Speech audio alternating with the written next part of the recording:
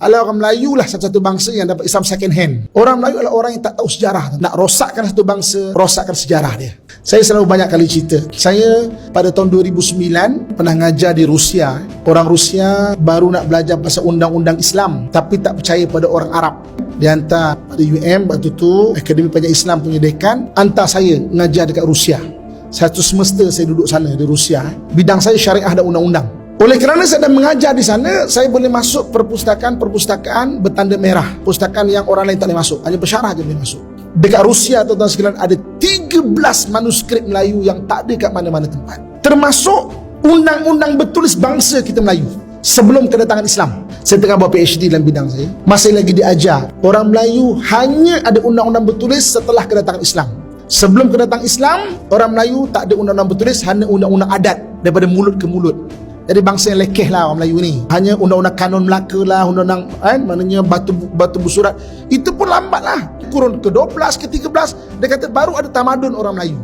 Tapi saya jumpa undang-undang bertulis bangsa kita Melayu sebelum kedatangan Islam. Tulisannya apa? Tulisan macam tulisan Thailand, tapi bunyi Melayu. Undang-undang bertulis ada 100 muka surat lebih.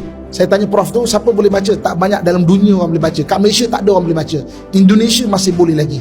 Prof tu senang terjemahkan. Kalau mencuri didenda 2 tahil emas, bahasa Melayu. Kalau satu bangsa dah ada undang-undang bertulis itu sekalian, bangsa tu maju dah sebenarnya. Tapi kenapa kita tak tahu? Saya balik, saya bincang dengan UM, saya bincang dengan UIA. Saya master saya 2. Satu UM, satu UIA. Ni betul-betul tau, ni bukan palsu punya. Pernah belajar tuan-tuan sekalian tau. Ini bukan saya cerita, cek balik Ustaz, ada, boleh cek. Saya bincang UM, saya bincang UIA. Ada keperluan hantar pelajar PhD untuk buat benda ni. Kaji balik pasal sejarah kita. Kita tak tahu sejarah kita. Sejarah kita orientalis yang tulis. Orientalis kata kedatangan Islam di tanah Melayu, orang Melayu dapat Islam second hand. Daripada India, daripada China. Dia kata kita dapat daripada India, daripada China. Bukan direct daripada orang Arab. Bangsa lain semua daripada orang Arab. Bangsa Melayu tak. Daripada India, daripada China, kata dia. Kalau kita dapat Islam daripada India, kita adalah mazhab Hanafi, tuan-tuan sekalian. Sebab orang India, Pakistan mazhab Hanafi. Tapi kenapa kita mazhab Syafi'i? Nusantara mazhab Syafi'i, Indonesia, Malaysia, Thailand, Filipina sampai ke Kemboja sana mazhab Syafi'i. Syafi'i daripada Hadramaut, mana direct daripada orang Arab. Tapi dia nak tulis, nak lemahkan kita. Ala orang Melayu lah satu-satu bangsa yang dapat Islam second hand. Itu pun kurun ke-11, ke-12, lambat. Bangsa lain semua dapat Islam dah kurun awal-awal lagi dah. Tuan-tuan balik nanti, buka YouTube, cuba tarik nama Barus. Barus, B-A-R-U-S. Cuba tengok. Barus adalah gerbang pertama Islam datang. Sampai ada kajian kata waktu Rasulullah hidup lagi, sahabat dah sampai Barus. Kenapa orang Arab pergi ke Barus? Sebab di Barus ada satu bahan terbaik memandikan mayat, iaitu kapur Barus. Bangsa Arab panggil kapur Barus dengan fansur. Biasa tak dengar nama-nama ulama yang dikaitkan dengan fansuri, Al-Fansuri dan sebagainya. Itu gerbang. Tapi kenapa kita tak tahu? Kenapa kita tak tahu, tuan-tuan sekalian? Sebab sejarah kita diambil. Orang Melayu adalah orang yang tak tahu sejarah, tuan-tuan sekalian. Orang yang tak tulis. Tapi start dah kajian-kajian start banyak dah tentang bangsa Melayu kita. Sebab apa, tuan-tuan sekalian? Saya baru-baru ni dijemput untuk membuat pembentangan di Universiti di Patani. Saya kata tajuk apa? Ustaz boleh cakap apa saja kecuali sejarah Patani. Sejarah Patani dilarang secara undang-undang belajar untuk di sana. Orang Melayu kita lebih tahu sejarah Patani daripada orang Patani sendiri. Sebab apa? Nak rosakkan satu bangsa, rosakkan sejarah dia. Satu hari saya ke Masjid Aqsa, Imam Al-Aqsa waktu tu tengah kursuskan saya sejarah Masjid Aqsa. Pak Arab ni ikut tau, ramai ikut. Saya ingat dah Arab daripada Mesir ke Syria ke mana ke. Saya tanya, kau daripada Mesir ke? Tak, aku daripada Baitul Laham. Baitul Laham tu 20 km je. Kau tak pernah tahu ke sejarah Masjid Aqsa? Tak, kami dilarang untuk belajar sejarah Masjid Aqsa.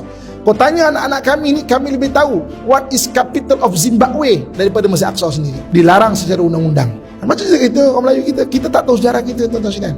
Kita dikata orang Melayu lemah lah, itulah, inilah dan sebagainya kan. Baru gerbang pertama, tapi tak jadi sebuah kerajaan. Baru masyarakat. Apa orang tulis? Raja Islam, baru semua Islam. Mustahil satu Nusantara pun Islam, tuan-tuan sekalian. Dan apa orang tulis kata? Pendakwah datang berdagang sambil-sambil berdakwah. Mustahil pekerjaan sambil-sambil boleh Islam satu Nusantara. Mustahil. Mereka datang berdakwah sambil-sambil berdagang. Bukan berdagang sambil-sambil berdakwah. Mustahil. Sambil-sambil. Sambil-sambil tu part time punya kerja. Ada makam yang meninggalnya 38 Hijrah di Barus. Itu kalau tak sahabat tabi'in yang dekat situ tu. Jumpa makam sahabat dekat China, di Guangzhou, Cina ni Islam dikepung. Satu grup daripada laut, Spice Route, satu grup daripada darat, Silk Route. Spice Route ni dipimpin oleh Abdullah bin Abi Waqqas, adiknya Sa'ad bin Abi Waqqas. Sa'ad bin Waqqas dimakamkan di Madinah, di Baqi'. Adik dia yang ada kat situ. Daripada Silk Route, dua sahabat bernama Sayyidina Qis dan Sayyidina Qas, makamnya di Yugur. Suatu orang Yugur pegang kuat Islam. Barakah sahabat dekat situ tu. Kerana mereka bertemu di tengah-tengah di Xi'an. Xi'an di Kota Lama, ada masjid lama umurnya 1200 tahun dekat Xi'an. Masjid daripada kayu. Jadi tuan-tuan sekalian, kalau kita tengok cerita-cerita sahabat sebab catatan di China ada. Di depan Masjid Abi Waqqas tu tertulis kata-katanya. Kami datang ke negeri China untuk mengislamkan China. Kami tidak akan pulang lagi ke negara Arab. Satu antara dua pasti akan berlaku, sama ada kami syahid di China atau Islam tersebar di bumi China. Terbukti Islam tersebar di bumi China. Tahu para sahabat kalau datang, kalau Islam kan tak ingat nak balik dah.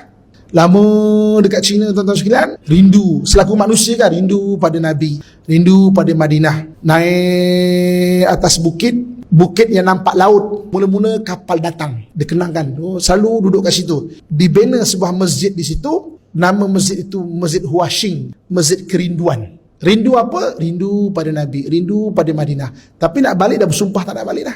Macam tu juga tempat-tempat yang lain, sahabat-sahabat kalau datang. Jadi kita ni sejarah kita tak tahu. Tapi kajian dah banyak tuan-tuan sekalian. Sebab orientalis tulis untuk kita ni, untuk kita percaya benda itu.